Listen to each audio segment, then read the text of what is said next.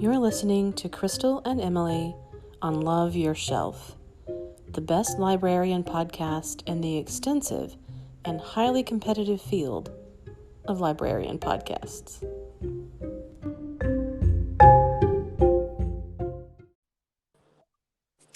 Oh, why hello. Long time. Now I'm in Christmas mode now. Oh, good. All right. I've put on my Santa hat. Yeah.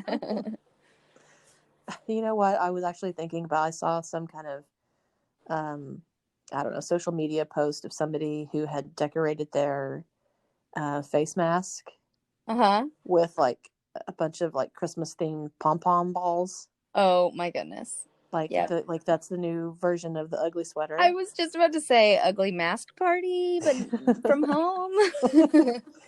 Maybe we need to get that going. I don't know. But yeah, so this that could be fun, actually. Why not? What else are you going to do with it? Really? This is episode 5, and this is going to be this is a movie-centric episode. Yes. And I have a few that I've watched recently that I can start off with, and then we'll shift gears and mostly focus on holiday movies because we have a huge ton of them available to check out. So we want you all to know. And we just stocked up. There were a few we didn't have, and Summer asked everyone if we had Christmas movies to order, and we all had input, I think. Yes. And on December the 18th, we have partnered with Historic Sites and Parks and Rec to put together holiday family, what do we call it? Holly Jolly craft boxes. Something. Holly Jolly is involved. Oof, yes. I should know, but yep, it's going to be Holly Jolly. And in that, there's recommendations from the staff, from all the staff, and plus all kinds of other fun Christmas crafts and goodies and stuff like that. So that's going to come out the 18th, which is a Friday at 10 a.m. It's first come, first serve. So be sure that you come get camp out overnight to make sure you get yours. We'll allow it for that. Yeah, please don't actually camp out, guys. No, it's good, but it's not worth camping. Yeah, no, sleep in your own bed and then come like a normal person. Yeah, we will not be here overnight to guard the boxes or anything. That's right. But so recently, first of all, I'll start with last night. I watched Just Got a Wild Hair to watch Office Space. Oh, nice. I haven't seen that one in a while. Me either. It's been several years. And if you haven't seen it, which I really can't imagine how many people have not seen this, it's 20 years old, you know. But little did I know 20 years ago, like, I had just gotten my first taste of like adult work life when this movie came out. And so, you know, I thought it was funny. You were like, I get it now. I get it. Yeah, I was like, I get it. But now I get it so much more deeply. I bet. Because I think the last time I watched it was years and years ago. So I'm sure that I've gained some insight since then. Yes. I mean, like, I've since, you know, actually worked in places that had cubicles. I don't recommend it if you can find it. Yeah. And, you know, then there's the waitress who has to have her pieces of flair. And just sort of the, you know, nonsense that sometimes comes out of any working scenario, you know. Yeah. So, I mean, every job has its things. And there's a quote in it you know, just as a refresher, the Ron Livingston plays the main character, and he works in this like software company, and he basically tells these consultants that come to his office that he basically does about 15 minutes of actual work a week. And the rest of it is just, senseless pretending paper shuffling, Yeah. And he goes with his girlfriend to be hypnotized, which I totally had forgotten that's what set it all off. I forgot that was a part of it. Yeah. Yeah. And so he goes to be hypnotized, and the guy tells him, relax, and you're going to go more deeply relaxed or whatever. And that instead of counting him back in, which is totally not how hypnosis works, but you would know. I'm just kidding. I mean, I am hypnotizing you right now.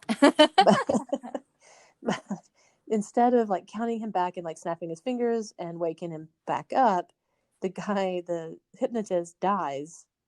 And so he's like stuck in this like super relaxed, doesn't care about anything place. Oh, can I go there? That's what I thought too. I was like, I'm sorry. I wouldn't want the guy to die, but can we just don't count me back in. Yeah. And so there's the quote from the movie where he's like, I did absolutely nothing, and it was everything I thought it could be. Oh, can I get that on a bumper sticker? We have been talking about that, you and I, lately, that, yep. And I think that, of course, it's been a global conversation now during all of this past year. Yeah. But recently I talked about the new, not new, but the concept of Niksen, which is the Dutch art of doing nothing. Yes.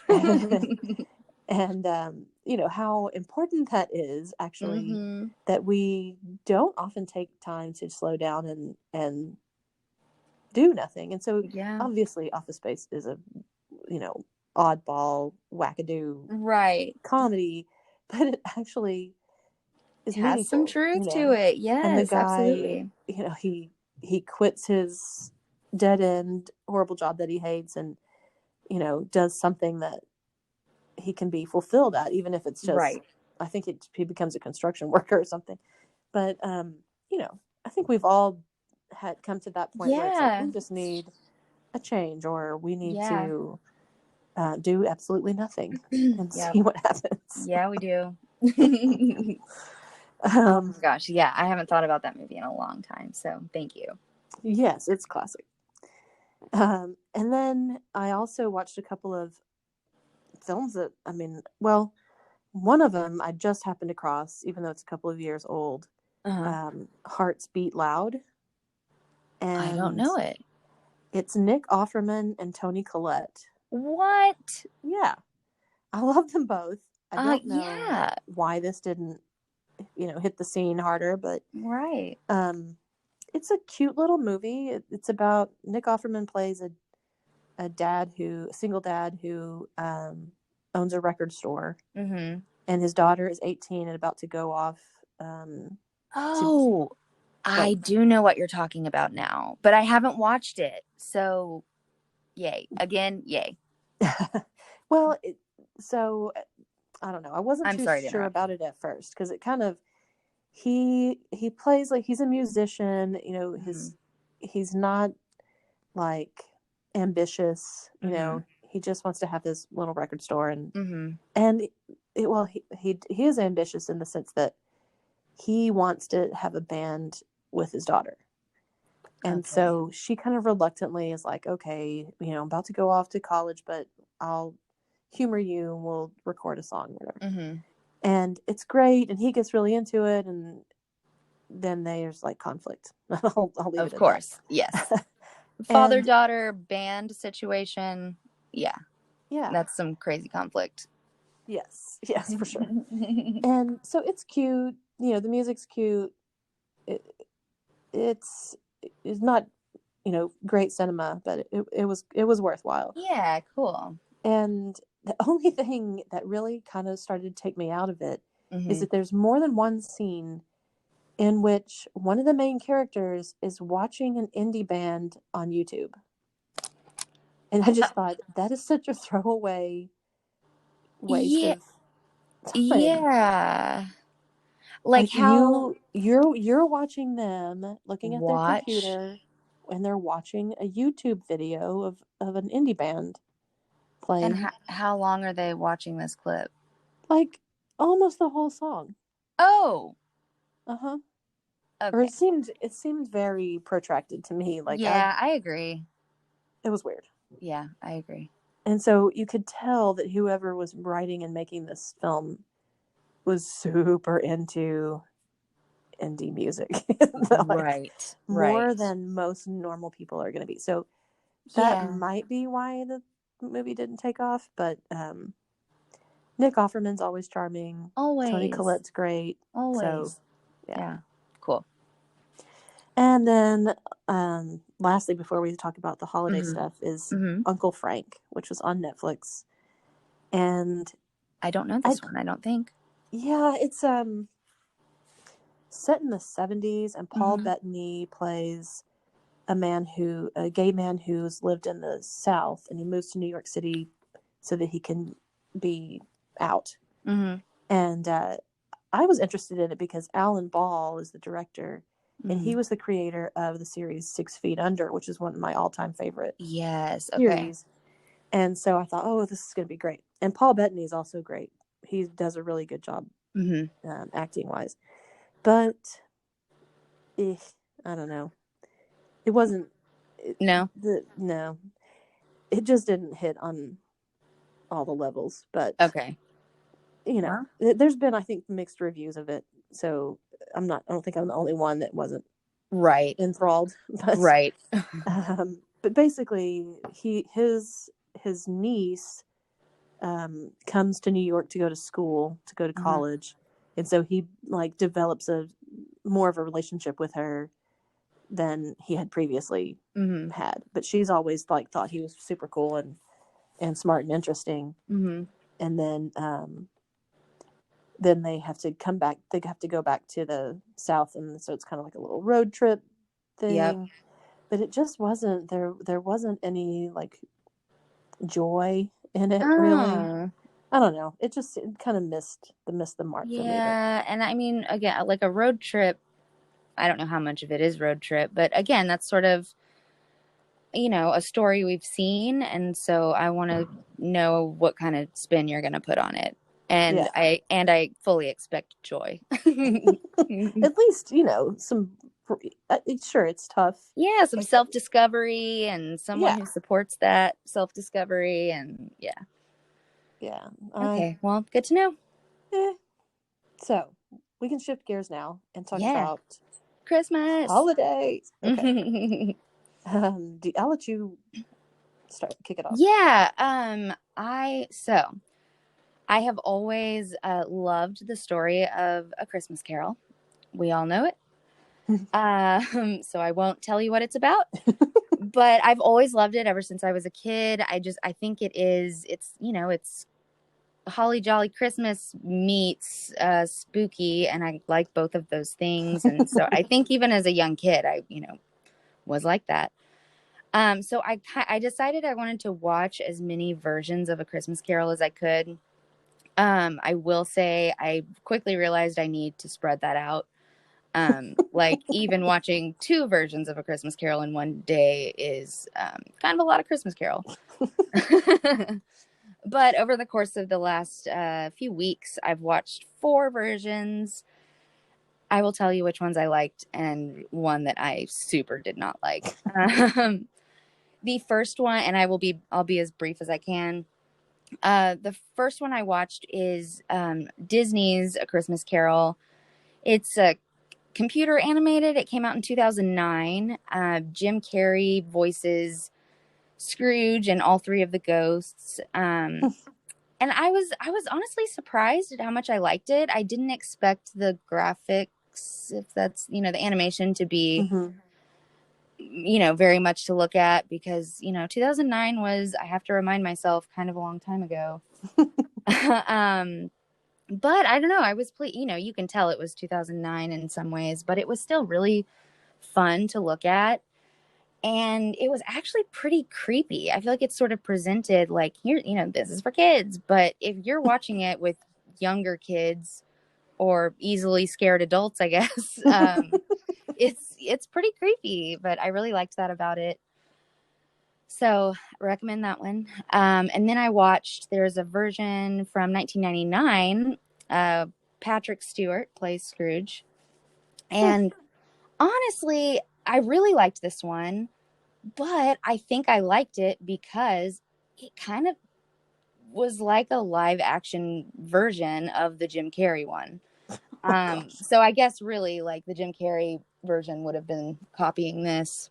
So I kind of felt like I was, I enjoyed it because I enjoyed the Disney version, but I don't know. I'm not going to unpack that in too much I haven't detail. seen either of those, so I can't comment because I didn't know that either of those existed. Yeah, I like Patrick Stewart as Scrooge a lot. Yeah, it was, and again, it's creepy. It felt the same, but maybe don't watch them in the same day again. And then, okay, there's this weird one. FX last year came out with a mini-series version. It's how odd. Yeah, and so it's, if you watch it on Hulu like I did, it's just a 3-hour movie basically, because it's not split up into episodes. So that's right away daunting. It's how, again, it's like how our minds we've been trained to, like I can watch, 8 episodes of something as long as it's in episodes, but for some reason a 3-hour movie just feels like a lot. But that book, go ahead. That story, I mean, it has its limits. How do you get 3 hours out of that? That's what I was about to say. I mean, that book is like 10 pages long and somehow they stretch it into 3 hours. And I say somehow because I didn't finish it. It was boring because, yeah, what's the story here? Guy Pearce plays Scrooge, and I'm sorry, but he's not old enough. Like, no. Instead of being this, like, curmudgeon, like grumpy old man, he's just a middle-aged man who's a jerk. And weirdly, a lot of the story is told from Jacob Marley's point of view as a ghost and his journey and as a ghost, and I don't care to know about that, so like I'm gonna call 0 stars. Bah humbug. Yes. Bah humbug is the Bah humbug, exclamation point. And finally, A Muppet Christmas Carol, and that's just one of my favorites at Christmas anytime. So I super recommend that one. It's so silly. I had forgotten how funny it is. I forever just think it's hilarious when they have humans acting alongside the Muppets. And it's Michael Caine as Scrooge.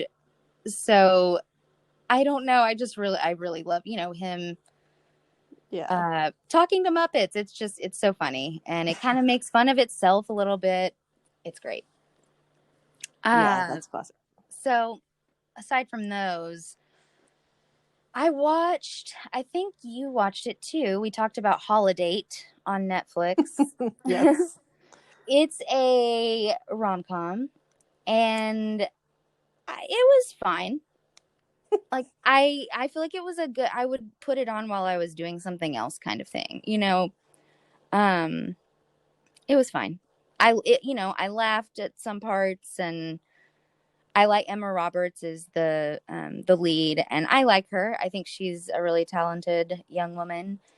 But I definitely had some issues, but they're the same issues that I would have with any sort of cheesy romantic comedy. So, it kind of is what I expected, at least.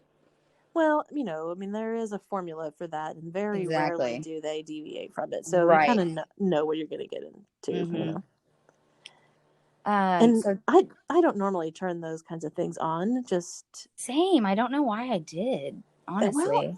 And I did too, and it was.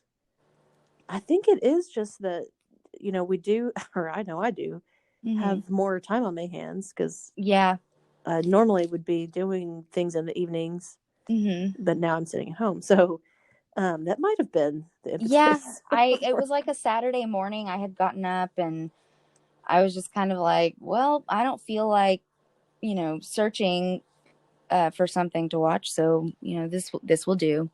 Yeah. And it was fine. It was fine. Yeah. Where you just like, whatever is the first thing that pops up, you just click on that. Yeah. Right. Right.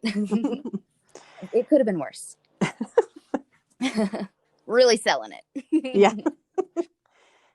I mean, that's kind of funny. Yeah. No, again, I chuckled at, there were some parts that I chuckled at, but, and then this is the really silly one. I also mentioned to you, I don't know if it was actually, made by Hallmark, because now Netflix and Amazon are, making their own Hallmark style movies because they know, that the people love them. And so, and I love to laugh at them so much. It brings me so much joy. Oh, if the acting is bad, I love it even more. If the story is bad, I love it even more. So I watched one recently called A Christmas Movie Christmas. And it's about a young woman who loves Christmas movies and wishes she was in one. And it's, I don't know, like Santa grants her wish kind of situation. And she and her sister they're very, she and her sister are close, but her sister is kind of a Scrooge, and she thinks she's, her sister's dumb for being so jolly. And so the next day, she and her sister wake up and they're in a Christmas movie. And, so it's like, when am I going to find my love interest? And, she, of course, has to like save a Christmas carnival kind of thing. And honestly, I haven't finished it yet, but we all know it's going to happen. So I'm not, super mad about it, but it cracked me up that it was just like kind of a brain overload. Whoa, Christmas inside of Christmas. I think that would be a funny one to watch as a group. Yes, it would be. It was, yeah. Oh, it's good. Good and bad. Yeah. There's plenty of those. So that's what I have for Christmas movies right now. And that's aside from my sort of usuals that I watch every year. This was me branching out a little bit. Yeah, I have not watched any of the usuals yet, but it's early days, where it is. I forget it's only the 9th. Yeah. Right now. But we've got so many DVDs that have started arriving for people to check out. So I wanted to run through those, and we can talk about what our favorites are out of that list. There's a couple that I have not seen. So one that we ordered is called The Man Who Invented Christmas. Right. Which is about Dickens, right? Yep. I think it's about him writing A Christmas Carol. Yeah. So I'll have to make sure to add that to my Christmas Carol list. I was going to say, that needs to be on your list. And it's the guy from Downton Abbey. What's Dan? I can't remember his name now. Stevens? I want to say Patrick. Is it? Dan okay. Patrick? I don't know. Oh, maybe. Anyway. Yes. I was going to say, we'll edit over this and say what the name is, but we probably won't do that. We're just going to leave it there. Yeah. You guys know who we're talking about. Yep. You all have phones. You can do a Google. And then we ordered a copy of Scrooged once again, another version. And that's the Bill Murray version. I actually took that one home last night. Oh, yeah? Okay. Well, I'm sure it'll be back in time. Oh, yeah. I'll watch it. Yeah, I'll watch it tonight or tomorrow for sure. But that one came out in 1988. And I don't think that at that time, because I remember when it came out on VHS, and you could rent it, I remember seeing it then, but I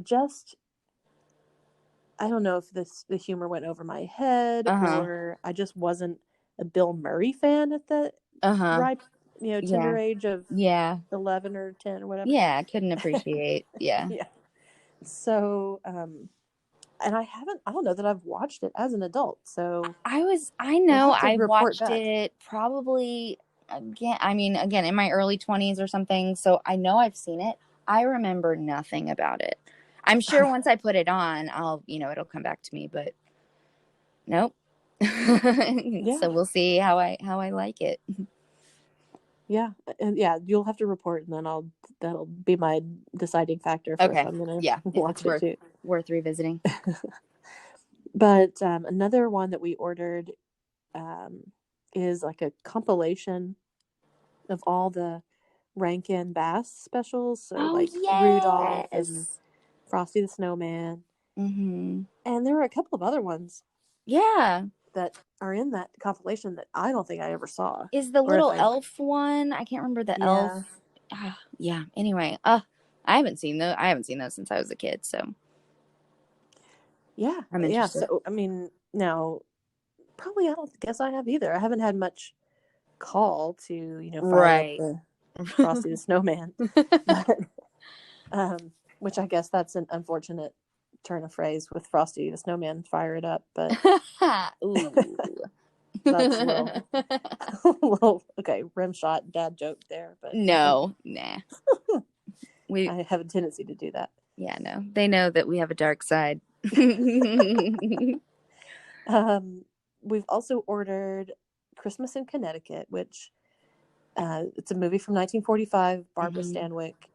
It's delightful. It's another one I've not seen. Yeah, it's really good. It's about a woman who is like.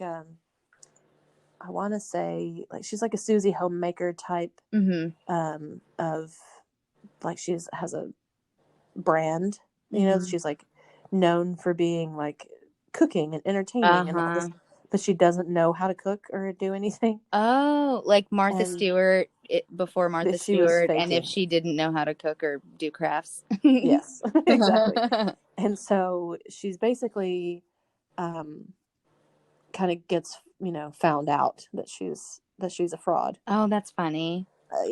And then there's a 1992 TV movie version of it with Chris Christopherson. Oh, nice. Which this was something that's one that we watched as a kid because we are big Christopherson fans in my family, and so whatever he's in, we'll watch that. Right. But this movie was directed by Arnold Schwarzenegger. What? Yes. I didn't know that he directed. That may have been the only time. Huh. So, and it's a good one? I haven't seen it since I was a kid. Okay. So can't speak for it now. No. I mean, I have a feeling it's maybe not great. TV movies in the early 90s probably weren't the highest quality. And I would just be shocked if, the only movie Arnold Schwarzenegger directed was a total hit and he just decided to, not pursue that. Yeah. So maybe he just didn't enjoy it. Who knows? Yeah, maybe not. Decided to go into politics instead. That's what it was. Yep. But anyway, so can check those out. And then we also ordered new copies of Elf, which obviously that's classic at this point. But that's one of those that came out when I was already an adult, and so it didn't resonate with me like other Christmas movies, Sure. Like the ones that I rewatch are the ones from when I was a kid. Right. Yeah. I was in 9th grade. I was, 14. And I remember my friends and I, quoting it a lot. It was young for us, but we were still young enough that we, I don't know, laughed a lot at the goofiness of it. Right. So, and I think my family might have seen it in theaters together. Yeah, we did. So, and we didn't do that a ton. Usually if I went to the movies, it was with a friend or something. So, yeah, that's a nice memory. Yeah, that was one of our Christmas traditions on Christmas Day in the afternoon to go to a movie. Yep, we did that too. What else? We also are getting a copy of Holiday, which I think it's the one with Kate Winslet and Cameron Diaz. Oh, where The they, like, Holiday. switch. Yes. The Holiday. Mm-hmm. Mm-hmm. Where they do like a house switch. I thing. watched that one not that long ago. Really? I yeah. watched it when it came out. Yeah, it's cute. It's good. Yeah, it is. It is. It was interesting, you know, because Jack Black is in it, and Cameron Diaz and Jude Law are obviously, you know, gonna get together kind of thing. Right. But then they don't really make it clear, you know, whether Jack Black and Kate Winslet are a couple or just friends. And I mean, I guess I don't have a problem with that. I just thought it was interesting, and it kind of made me wonder why. Like, is it because Jack Black's not like your typical suave movie star? I don't know. I don't know. Yeah, the casting was a little weird. It was, even though I adore Jack Black. I do too. He's hilarious. He is. But yeah, it was kind of he's so broad sometimes. He's not known for subtlety. Right. And so that's kind of hard to rein into like a somewhat serious character. And they do make his character really sweet and charming. You know, he'll do kind of a Jack Black, you know, funny voice or singing or whatever. Anyway, it is a cute movie. I recommend it if people haven't seen it. There's also Home for the Holidays, which has a great cast. Robert Downey Jr. It's directed by Jodie Foster. I've not seen it. Oh, yeah. Definitely recommend that one. Yeah. It's like it's a family quirky comedy, but you know, they have family issues. But yeah, that's another one that we're getting, and it's good. Let's see. Oh, Mixed Nuts is another one. Summer just brought that to my desk. I've not seen it, and I'm really excited. Yes, so that is a Steve Martin movie, and it is riotous, but it's also the premise is dark because he works for a suicide hotline, but it's so, I don't know. It looks like it's the hard characters are really wacky, and I don't know what kind of parts they play, but I'm looking at the cover right now, and they're dressed in all kind of costume, and I'm looking to LOL. So yes, you definitely will. That's great. A classic Steve Martin. Nice, one of the best. Yay.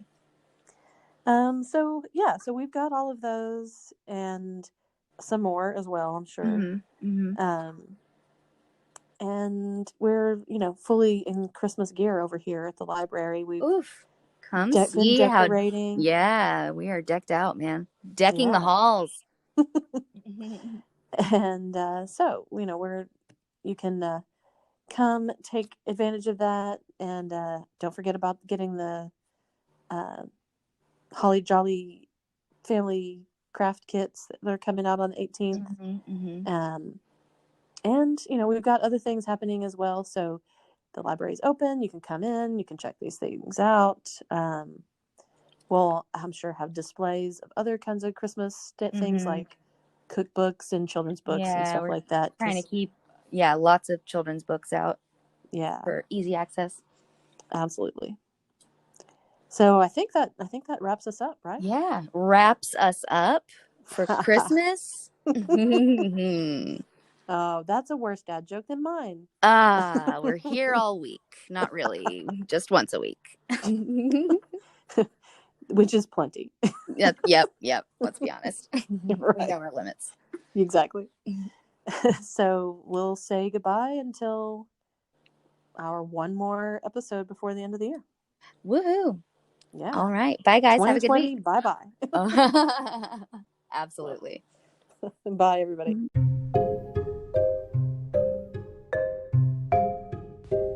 Afraid you missed one of our scintillating selections? Check out wakelet.com, and you'll find a collection of all of the titles that we have mentioned on our podcast.